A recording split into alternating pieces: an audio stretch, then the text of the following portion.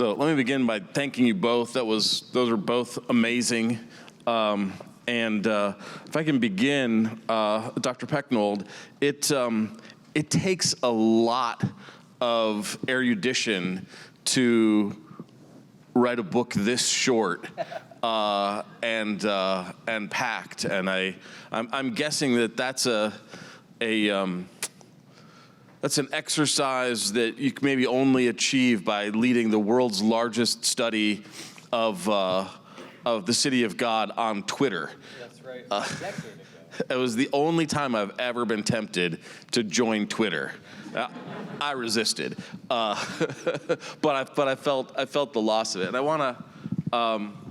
There are a couple of things. There were actually quotes from Augustine that I think really pull things out. And if you could just comment on page 33, you quote St. Augustine that every disordered soul is its own punishment.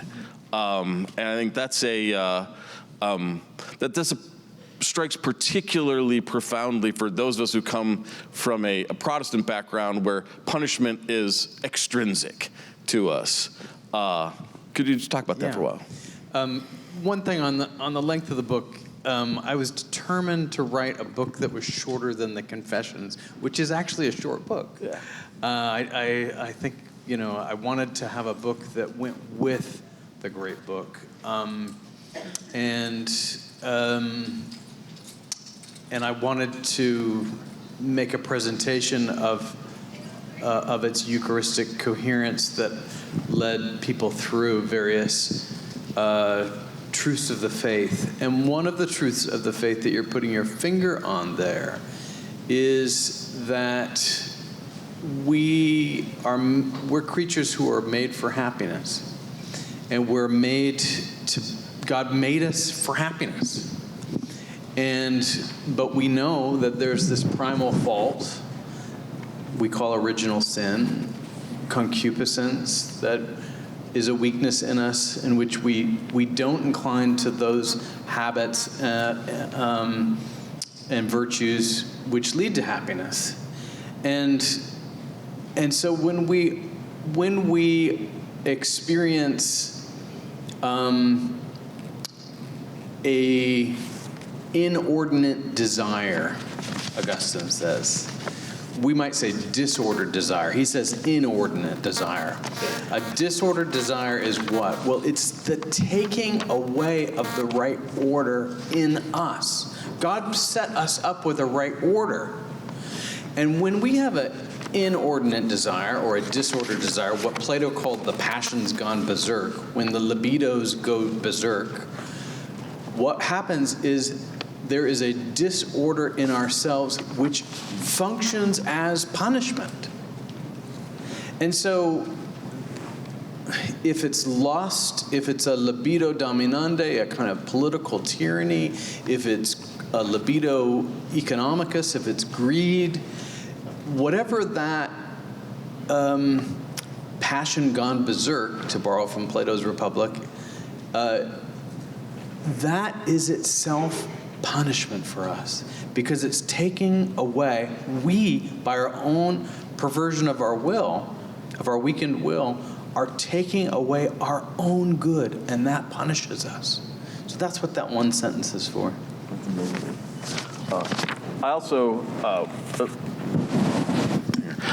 wanted to quote from one of the endorsements of your book. They're all lies. I have to praise the press, because the press has done just a marvelous job on these books, including paying people to say extraordinarily nice things on the back. Well, I think while he is often given to very effulgent praise,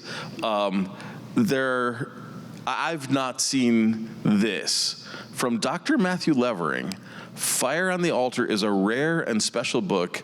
I think it is the best book on Augustine that I have ever read. Now, that's the sort of thing that also puts it under the other books and that he has read. And I think that is I would underline, you should get your copy. But then he goes on to say that you show how the Confessions invites us in Christ and his body, the church, to a Eucharistic, sacrificial, liturgical, that all makes sense, and then Marian theocentric and cosmic understanding of human existence and the meaning of life.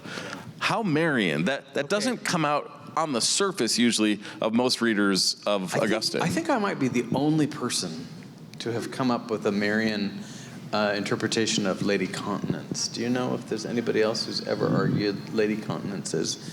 Do I have time to read a paragraph? Yeah. Okay, so this is I should charge you for this. Shane, how many is the lectures? Oh, yeah. No, I'll leave it.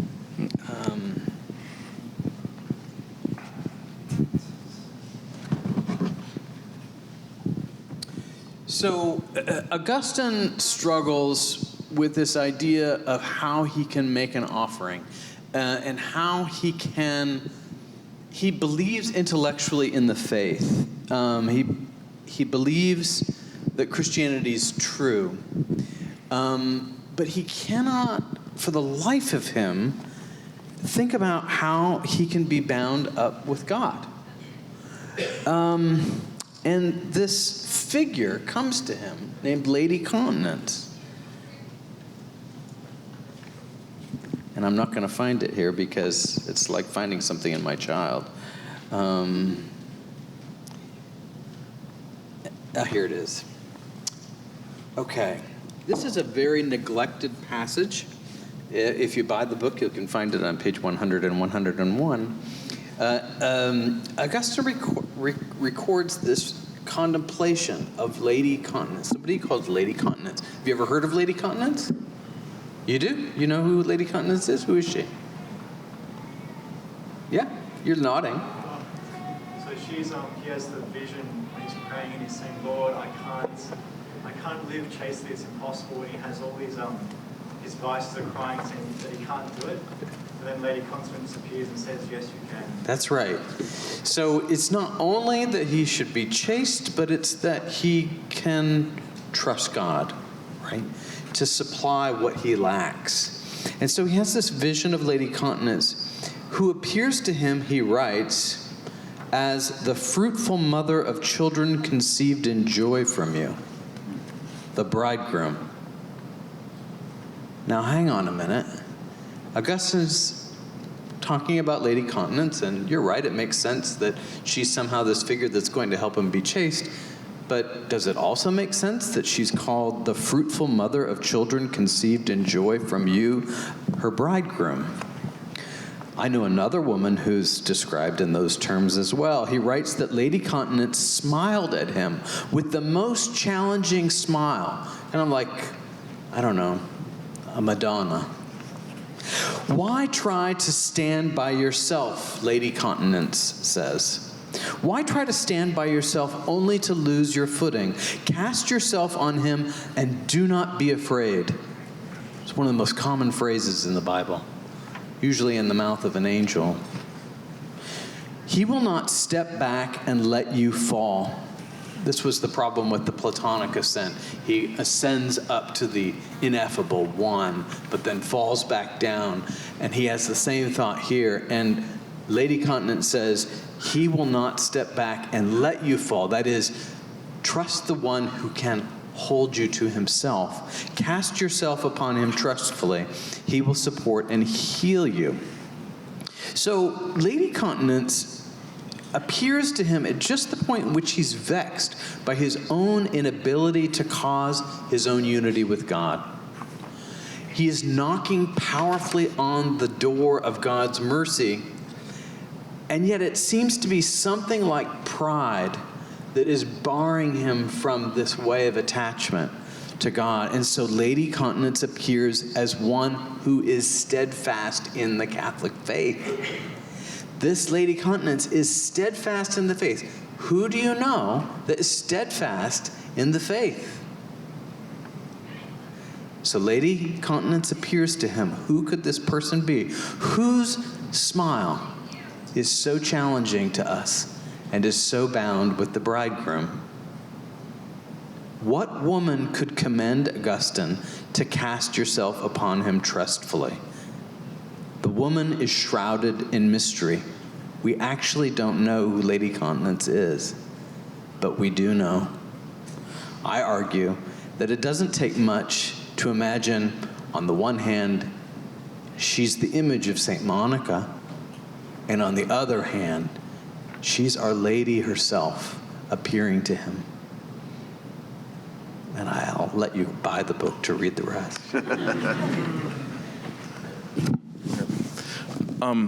Shane, if you could take us through, I think, one of the most common misunderstandings if someone hears just a few lines of what you have to say. It sounds modernly familiar. You write that this book is an invitation to return to the heart, to enter into the secret place of our heart where we are most ourselves, where we will meet God who is more intimate to us than we are to ourselves. We hear a lot of people saying, go to your own heart. Really think about that. Go find yourself. And then you'll find satisfaction, or your goal, or what you're looking for is somehow in ourselves. God is other people, and you want to just get a knife and carve that comma. No, God is other people. What is Augustine really after here? Because it can't be that. No, I think that's right. I think some of this is, there's only so many things you could do in a half hour. I think both Dr. Pecknold and I had the struggle of figuring out what you do with only a half hour. You get used to your 75-minute classes, But one of the things I think that's most important to get this right is, what does Augustine mean? And I think related to this, because they're the same, I think ultimately, is what do the scriptures mean when they use the language of the heart? I think the problem we have is post-romantic movement, and I mean that with like a capital R, Coleridge, Blake, etc., in the English-speaking world.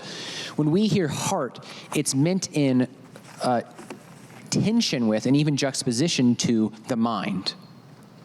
As though what you have is like your intellect, which has all your thoughts, and then your heart, which is this place of passions and emotions. And what those good romantics want you to do is take a long walk in the woods in New England or in Scotland, and then, listen to what your heart tells you to do. And that's what you trust, not your intellect, right? It's not the reason, right? It's the privileging of the passions and the emotions. And we can see that working in all sorts of diabolical ways in our own age, where the mind is mainly used to rationalize the decisions of your passions, right? I think Augustine would invite us to much greater skepticism of our passions than that. Augustine and the Scripture are after something different. We have to reclaim the heart. Our Holy Father, Pope Francis, before he passed away, he gave us one final encyclical, which I think is the best thing he ever wrote, De Lex Nos, on the sacred and divine heart of Jesus. But one of the things he says in that is he says the word heart, as well as the concept of heart, has been neglected in both theology and in philosophy because no one knows what it means.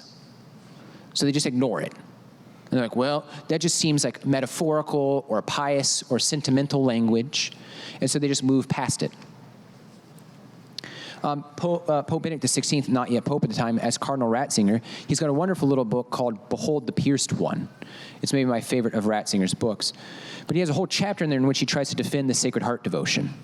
Because in the 20th century, there was a huge movement to kind of quash the Sacred Heart devotion. Because it's all based on private revelations, and it's just a bunch of sentimentality of French nuns, and, it just makes kitschy art. Who needs it anyways? We're becoming more biblical and ancient, and so they dumped the Sacred Heart devotion.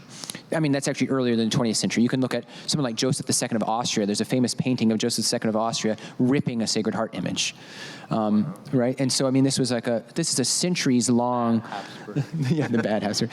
There's a long tradition, right, of kind of frowning on something like the Sacred Heart as, well, that's just kind of sentimental. Well, hey, the TORs here are the province of the most Sacred Heart of Jesus. We have to do more to defend the Sacred Heart devotion than that here, right? And I love the Sacred Heart. We have one enthroned in my house. But it requires us to get to the root of what is actually meant by the heart. And what Pope Francis said is the reason that the definition of the heart eludes us is because self-knowledge eludes us. And that gets to what I was talking about earlier in my talk, which is that we're a mystery to ourselves, and that the heart is precisely the self.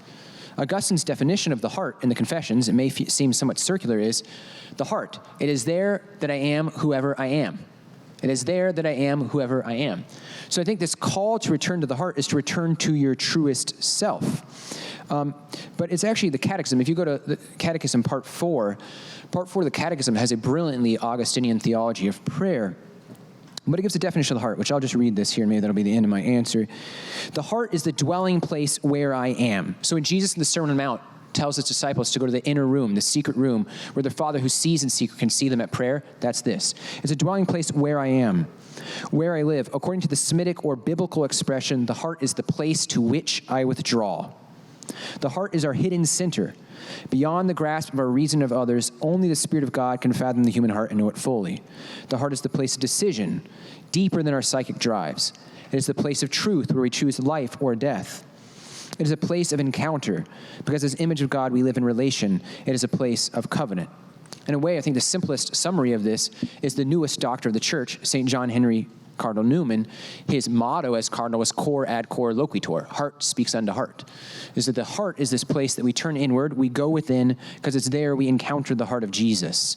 And insofar as that Jesus is fully man, which we profess at Chalcedon, then he has this heart. He has this deep human center, and it's from that deep human center that he chooses to die for us and that he continues to passionately love for us.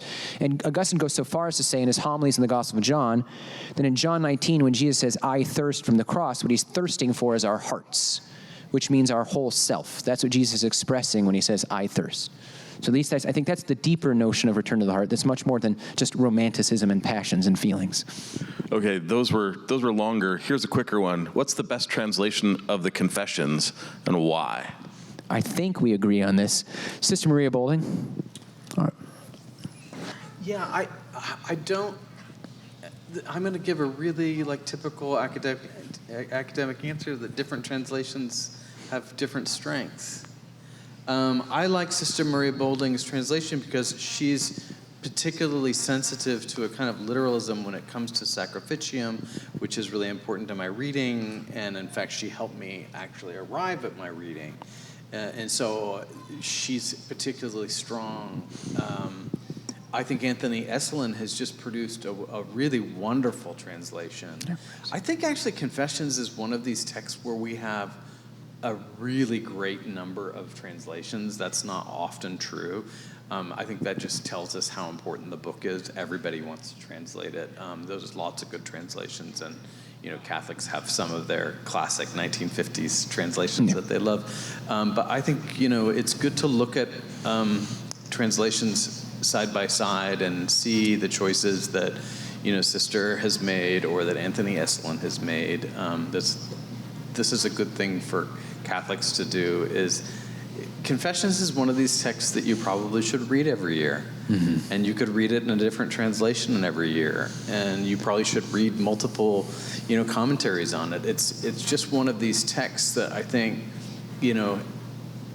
I think of it as something like a genetic narrative within Western civilization.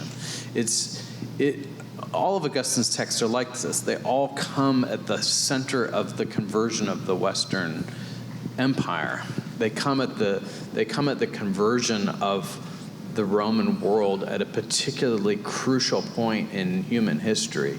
And his texts, I think, give us some almost like the genetic code for what is good about Western civilization. So we should continually read it in new translations. That was a longer answer. So there are dangers that we see historically to misreading St. Augustine, most notably the Augustinian friar of the early 16th century, but also the followers of Jansenius. But this question is asking, why in this era has Augustine led to so many modern converts from Protestantism?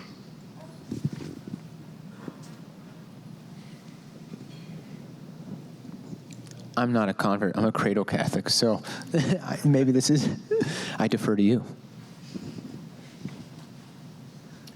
I think one reason might be, and I'll just speak for myself, is I think that Protestants have tried to claim Augustine, and so when you're a Protestant and you're reading Augustine, you come to it with the presupposition that he belongs to you as a Protestant.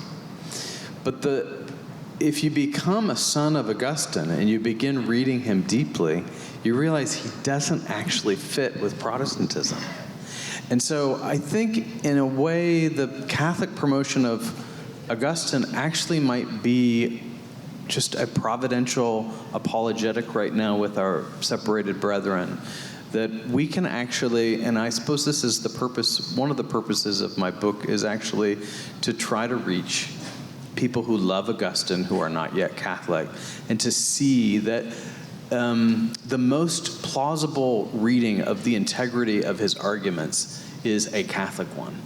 And that doesn't mean that it just has to be mine, or just has to be Shane's, or just has to be somebody else's, but that you begin to see, once you begin to have an intimate contact with Augustine, you're going to start having an intimate contact with the things of the faith, with the sacrifice of the Mass, but also, a deep reading can lead you to a Marian understanding, to the importance of intercessory prayer, of Monica's intercession. Protestants don't have this idea of intercessors from heaven, of bishops, of priests. It's all there. And so I think actually Augustine's I think Catholics, maybe this might be too harsh, but I think Catholics may have ceded Augustine to the Protestants for a while, and I think that was a massive mistake. Like Thomas Aquinas is ours, and you can have Augustine like it's some divorce arrangement or something.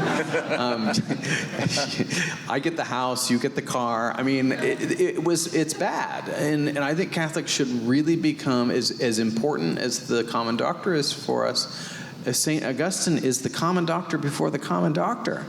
He's the doctor that the Common Doctor depends on. The two most quoted people in St. Thomas's Summa are Aristotle and Augustine.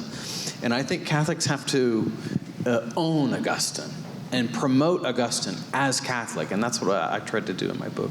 Yeah, Thomas is a reader of Augustine and unthinkable the most Augustinian. Apart from, yeah. And then I think I also came from a Protestant background and fell in love with Augustine before I knew he was dangerously Catholic. But he speaks so eloquently about conversion and that experience, and we hear ourselves there.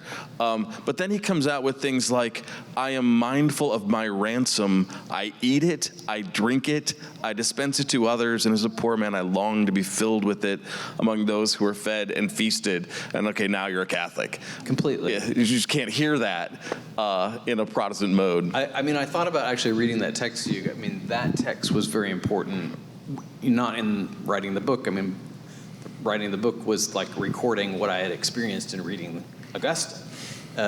When I read that text, I'm like, oh my gosh, this is such a Catholic paragraph. Right? We're at Mass here. Yeah. So I want to ask, what practical tips can you give to someone who wants to read St. Augustine for the first time? It's a good question. I teach students who have to do that. I mean, I think one thing is, I think to allow yourself to recognize that he's thinking out loud. The analogy I sometimes make, some of you may take in his content, is Jordan Peterson. I think part of what people have delighted in listening to him is he thinks out loud. Often his thoughts are half complete, and I don't mean that as an insult. He's on this intellectual journey, and you sit there and you listen to him talking on stage, and you're kind of like, oh, where are we going, right? And you're following along. We're going over here. Oh, no, now we're back over here. And Augustine, that's very much his experience. Is if you are trying to come in really linear, with that kind of linear thing of he's going to do one thing in this section of the Confessions, he's probably doing 6 things, right? And to allow yourself, follow what he's doing, but kind of allow him to guide you. And tend to actually step back and not feel like things are tangents and admit these things may actually have a point. So in book 1, there are chapters, but the chapters are short parts. The books are like books of the Bible, like the book of Exodus or the book of Numbers or something, right? So it's divided into 13 books. In book 1, he talks for a very extended time about infants. And when you're reading it, you might think to yourself, this seems really pointless. This is like a really extended, but then that should like raise a question for you. Why does he think it's worth spending so much time on infants? And some of it has to do with the fact that infants reveal to us that we all live under this fundamental frustration, which is that we try to express ourselves and other people don't understand it. With infants, because they have no words, they cry, but even me, with all my words, I still know you're only getting half of what I'm saying, right? And there's this feeling of, like, infancy represents that. Or why, of all of the sins that he chose to tell us, he has a child out of wedlock, and he does this, and he does that, and he has great pride, and the sin he spends the most time on is stealing some pears as a 16-year-old teenager. And you think, that seems bizarre. Why is that the thing that gets 40 pages of your book? But that should, like, rather than, like, I think some people dismiss that, or they think he's just rambling, or there's not perfect. He's too brilliant to do that. So one of the things I think is, like, when you do that, allow him to lead you to actually have to ask questions. I think the other thing to do is to actually enjoy it, is pray with it. Scattered throughout the entire text are prayers. I think New City Press actually published something that's called like the Prayers of the Confessions.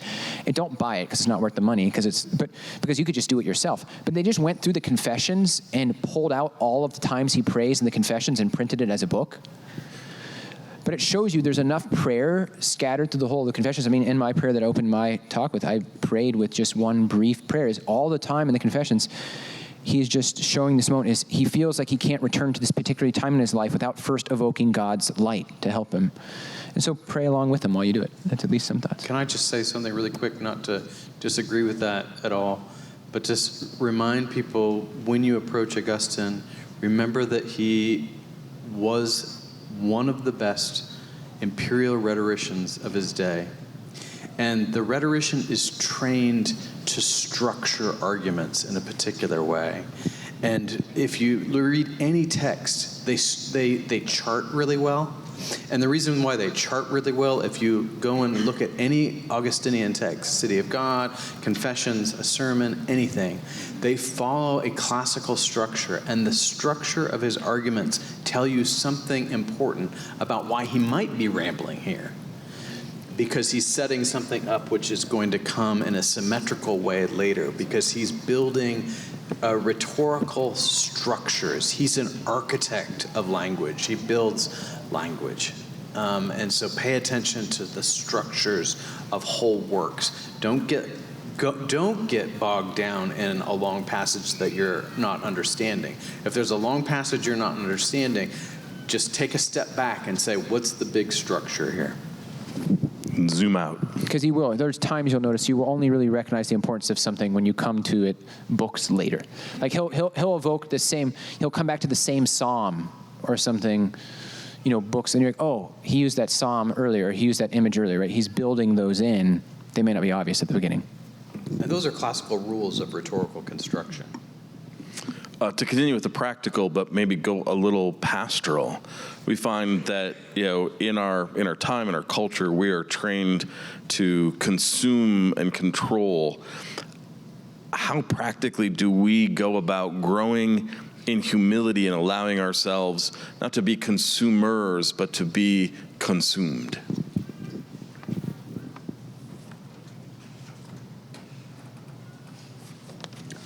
Let me try.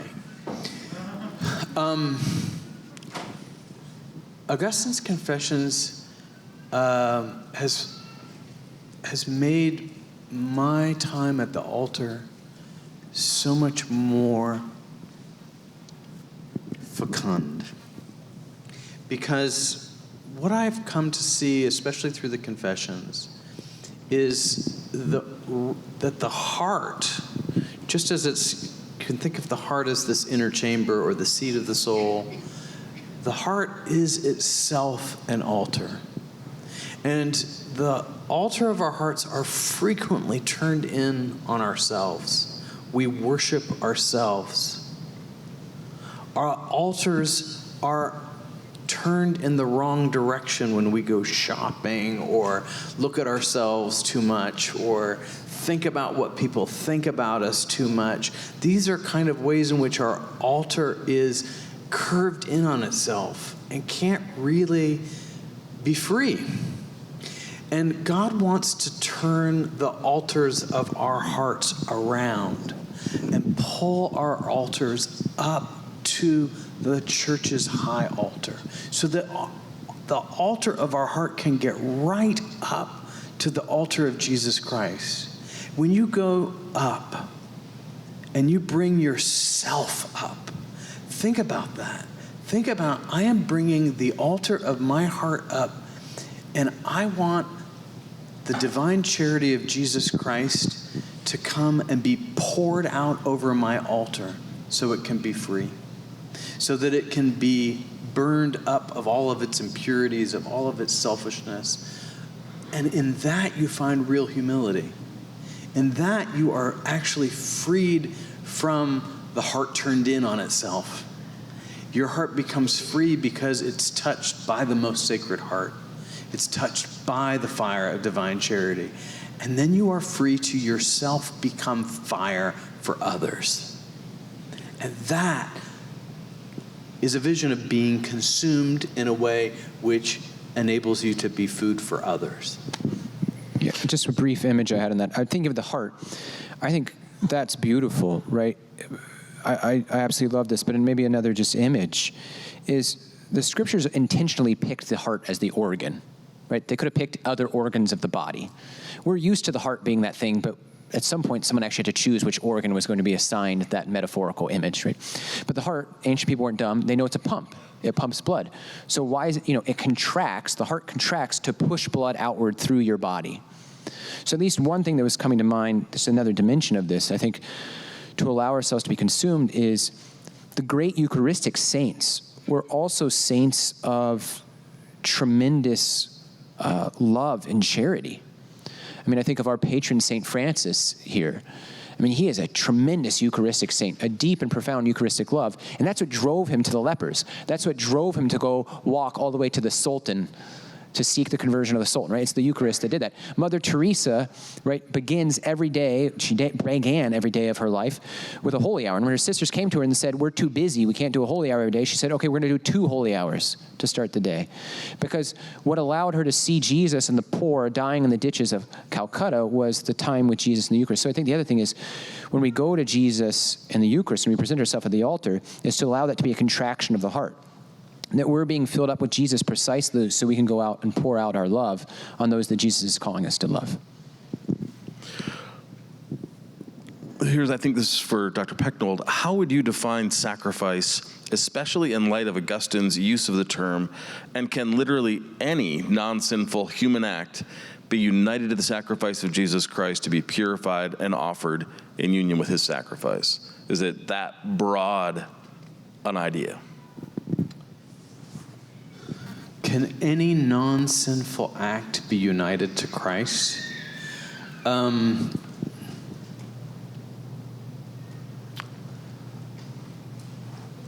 Augustine in his Retractionis, when he's reflecting back on what he did in the Confessions, reflects, you might say, well, how did Augustine, when Augustine was, almost at the end of his life, how did he remember Confessions, which was many years earlier, right?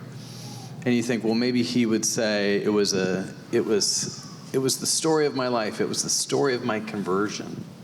And he doesn't say that. He says the Confessions was the story of, it was a objective record of my good and bad actions. I think that's such a fascinating way for the old man Augustine to reflect back. What did you do in the Confessions? Well, I made a record of my good and bad actions. My bad actions I confessed as sins. My good actions became raised up because they became united to God in Jesus Christ on the altar. So I think that's kind of a good answer to the question, is all the good actions can be elevated, but they all also need to be purified, and they can only be purified through the blood of Jesus Christ. Yeah, I'm reminded of, I think Dr. Feingold taught at one of our things. He's like, we are given as Catholics this idea, and especially during COVID, everyone was giving us, here's a spiritual act of communion when you can't receive communion. And said that really got him and his family thinking about making, and they wrote a prayer that they use, a spiritual act of oblation. to make at the offertory, which you can fully enter into even if you're not receiving communion. Dr. Owens, someone's asking, can you explain the significance of focusing on moments of conversion? Sure. Well, I think one thing about focusing on moments of conversion, and like I said, you shouldn't overly sell on one, but I think it's this memory-hope dynamic, which is, Dr. Pecknold spoke beautifully about the Marian imagery of the confessions, but I think Mary becomes a perfect example of this, which is that we are told of the Blessed Virgin that she treasured and pondered. And there's a throwaway line, or it seems like a throwaway line, at the end of the Annunciation story in the Gospel of Luke, and it says, "And the angel departed from her." But Pope Benedict sees something in his infancy narratives volume of the Jesus of Nazareth trilogy. He says that's really important, because when it says the angel departed from her, nowhere else in any of the Gospel accounts do we hear a story of Mary getting any additional revelation, locution, vision, anything else given to her from the Lord. She has this, right, the Annunciation, she gets some messages from the shepherd and from Simeon, but she has to spend her life treasuring and pondering what she was given. And I think it's that habit she had. She becomes the model of faith. For Augustine, Mary's always the model of faith. He says that she first conceived in her heart by faith before consuming in her womb. And so I think why we have to turn to our conversion stories is Pope Benedict sees in her treasuring and pondering the very thing that allowed Our Lady to stand at the foot of the cross. Is that because she always returned to the word that she was given by God at the conception of the Lord and at his birth and presentation in the temple, she was able to remain grounded in the promises that God had placed in her life, the call that God had made in her life. So I think part of why we have to remember God's work in our life is God's not always going to work with the same clarity or profundity at all times in our life. And so what we're called to is to go back to particular moments in our life and use this as foundations of saying, I remember when God did this or that in my life, and this is something that we have to treasure. Or we return to that thing anew. The other thing that I think Augustine would recognize is sometimes we have to revisit a time in our life, and all of a sudden we see something that God was doing there that we wouldn't have seen before. Like he talks about when he left Africa to go to Italy, he said he was going to get better students. He was looking for better university students, basically. But then he says, in hindsight, he realizes that God was just using that to get him to meet St. Ambrose, right? And so you can see that all of a sudden memories get recalibrated with the Holy Spirit as the lens by which you're examining things.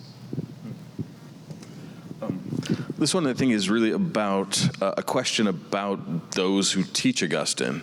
Right, it's in the first chapter and first article of Confessions, Augustine states, often quoting saints, that man is created for and delights in praise, that is, praising God.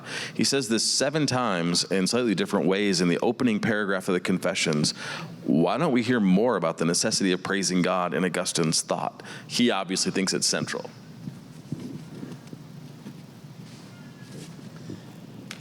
Yeah, I open my book with that thought, obviously. I think there's